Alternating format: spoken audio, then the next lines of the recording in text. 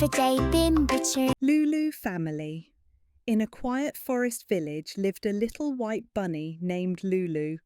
She wore a pink dress and red shoes, and she always smiled brightly. Lulu's family was poor.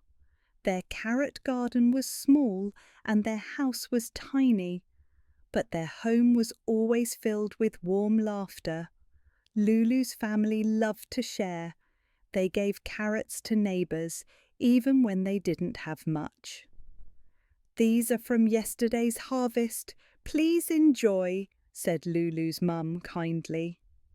On the other side of the hill lived Dodo, a rich bunny with light brown fur and a green ribbon on her head. Her house was big and her carrot storage was huge, with carrots piled as high as a mountain. Dodo and her family felt proud and happy as they looked at their piles of carrots. They believed the more they stored, the richer they became. "Just look at our treasure," said Dodo's mum, smiling. One chilly evening, Lulu's family ran out of food. They went up the hill to ask for a few carrots.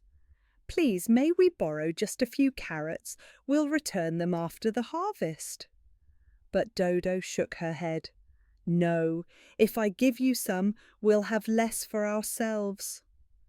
Dodo's mom turned away and said, "We worked hard for these." Time passed. Soon Dodo's storage was overflowing with carrots. Then something strange happened. "Mum, it smells weird in here." "Oh no, the carrots are rotting." The carrots had been stored for too long. They were no longer fresh, and most of them were now spoiled. Dodo and her family had nothing to eat. They knocked on neighbours' doors to ask for carrots. "Do you have some carrots to spare?" But the neighbours said, "Dodo never shared with us. She only kept things for herself." Door after door was closed. Lulu's family saw Dodo walking sadly from house to house, her head down. Lulu looked at her mum and dad and said, "Let's share our soup." They filled a pot with warm carrot soup and went to Dodo's home. "Dodo, come eat with us," Lulu said kindly. Dodo's eyes widened. "Really? But I never gave you anything.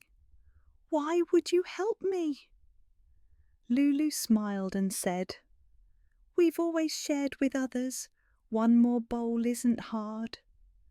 Dodo's eyes filled with tears. The next spring, Dodo picked the first carrots from her garden and gave them to her neighbours with a big smile. "This is what true riches are," she said, "sharing, just like Lulu taught me." The end. Enjoyed our story time? You can read this story again in our picture book, available now on Amazon. Check the link below to get your copy.